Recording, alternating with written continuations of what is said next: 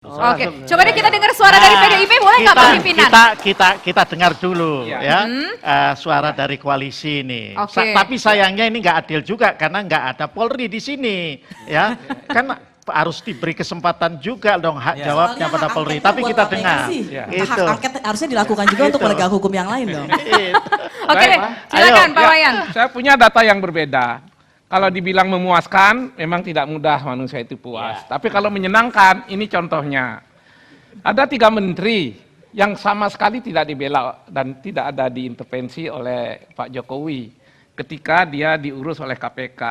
Pak Idrus Marham, Pak Romo Harmusi, kemudian Pak Nahrawi, sama sekali nggak ada intervensi dari Presiden.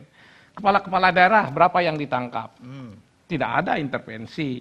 Kemudian sekarang kasus Jiwasraya, bongkar habis kata Pak Jokowi.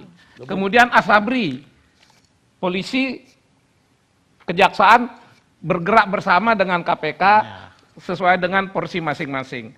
Dan yang tidak kalah pentingnya, dulu kasus Petra itu nggak tersentuh. Zaman Jokowi tersentuh. Masalah helikopter juga dibongkar.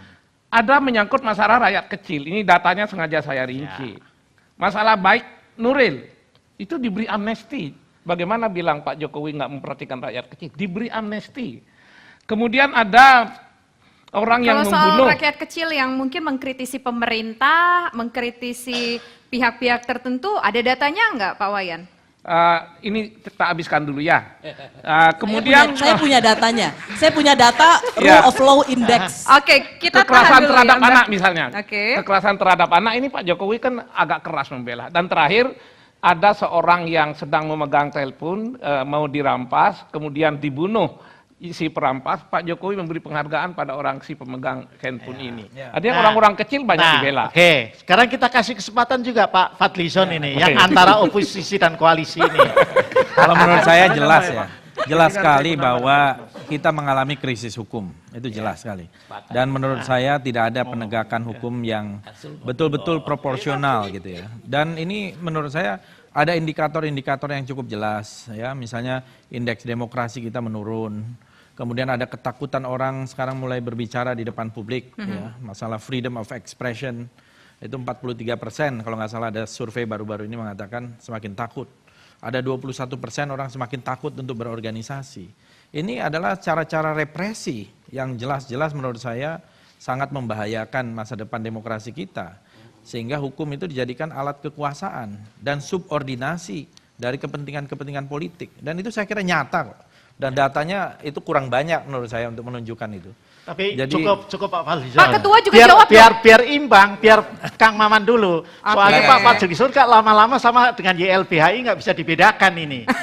Ya kita kan suara rakyat. Pak Ketua juga ngomong, oke kita kasih ke gimana Om? Korupsi ini ketuanya kayaknya nggak ada sikap juga. Loh, Iya, nanti makanya tadi saya nanya, Om, bukan ketua apa nanti dong ketua yang terakhir. Nanti Kang Maman. Ngerangkum Om. Gitu ya.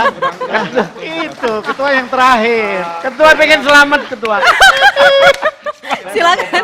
Saya mencoba merespon ya bahwa memang tuntutan kita terhadap upaya penegakan hukum di negara kita pasti selalu tinggi dalam setiap era karena tantangan zaman teknologi juga pasti itu akan menuntut permasalahan-permasalahan hukum di beberapa lini.